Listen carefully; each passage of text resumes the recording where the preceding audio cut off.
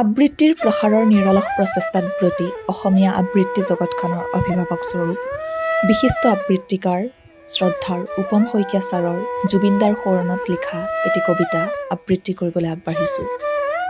কবিতাৰ শিৰোনাম তুমি দেৱী অৰ্চনাৰ এপাহ ৰক্ত জবা ফুল। তোমাৰ কণ্ঠই প্ৰতিপলে সূৰ্যক প্ৰদক্ষিণ কৰে, সেয়ে সূৰ্যয়ো বিচাৰিলে তোমাক তেওঁৰ কাষতে।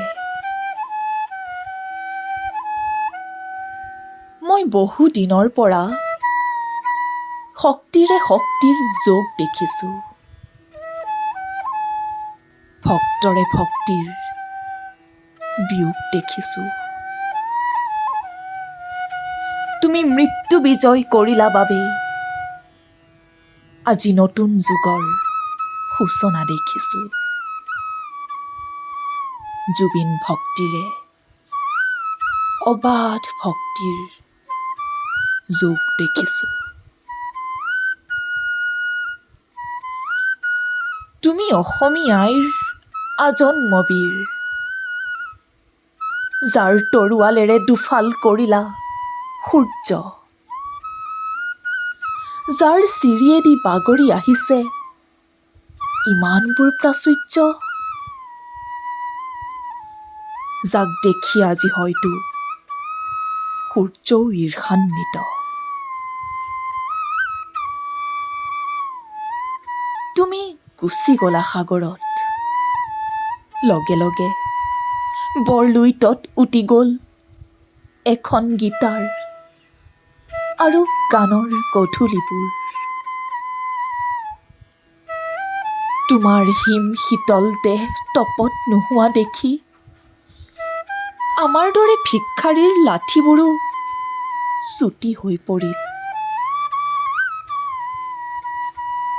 জুবিন কণ্ঠ অবিহনে অপেক্ষা কৰিব পাৰোঁ জানো এক সাংগীতিক প্ৰভাতলৈ? বেলি লহিওৱাৰ পৰত চৰাইবোৰ উভতিব জানো আপোন পঁজালৈ? আজি জুইৰ পোচাক পিন্ধি জুইৰে গা ধুই আমাক দি গলা সংগীত অঞ্জলি। অসমীৰ বুকুত যদি কোনো কালে তোমাৰ গান বন্ধ হয়, আমাৰ সপোনবোৰেও য'তে ত'তে মৃত্যুৱে মৃত্যু ৰোপণ কৰিব আৰু শ্মশান হৈ যাব এই ধৰণী। তুমি এক জুইৰ স্ফুলিংগ, শৰতৰ শুকুলা শেৱালি বুলি আমি তোমাক কেতিয়াও সৰি যাব নিদিওঁ। তুমি বৰফ ফুটি ওলোৱা এপাহ ৰক্ত জবা ফুল। যত দিন এই ধৰাত দেৱী অৰ্চনা থাকিব, তত দিন ভক্তৰ হৃদয়ত এই ৰক্ত জবা ফুলিয়েই থাকিব। তুমি দেৱী অৰ্চনাৰ এপাহ ৰক্ত জবা ফুল।